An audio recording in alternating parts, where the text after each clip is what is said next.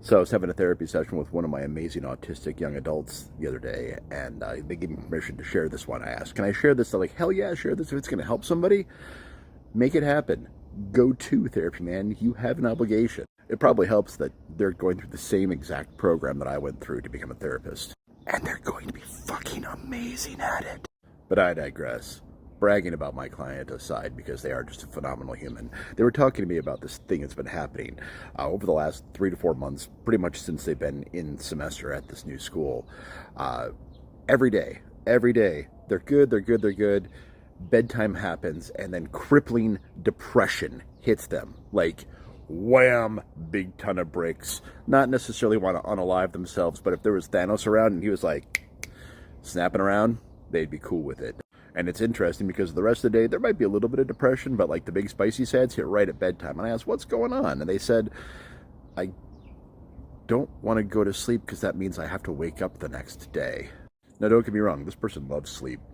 Sleep's like one of their favorite things next to like 2 of the other things you can do with the bed. And I said, well, tell me what it feels like. My body is heavy. My brain feels like jello. And I'm just, everything is just wrecked, and I can't imagine having to do this again tomorrow.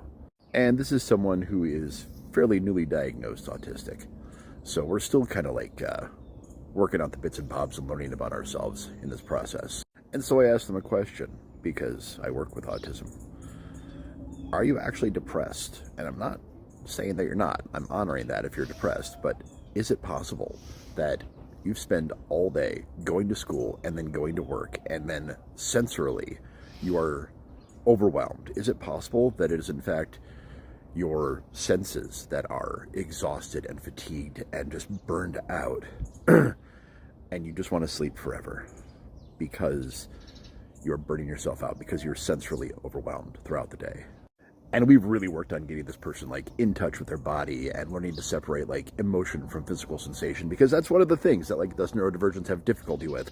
Sometimes we experience an intense physical sensation and it translates in our brains as emotion, and vice versa. Sometimes we'll experience an emotion and it'll translate as a physical sensation, because neurodivergence is just wacky, right? And they said, I think there is some depression there, but damn it, Alex. Yeah. I am so sensorily fried by the end of the day, and I'm not doing enough at the end of the day for some sensory grounding. So we worked on some plans, and guess what? They're starting to do a little bit better. So remember that sometimes we can experience things physically, and it translates as emotionally. So always be in touch with yourself.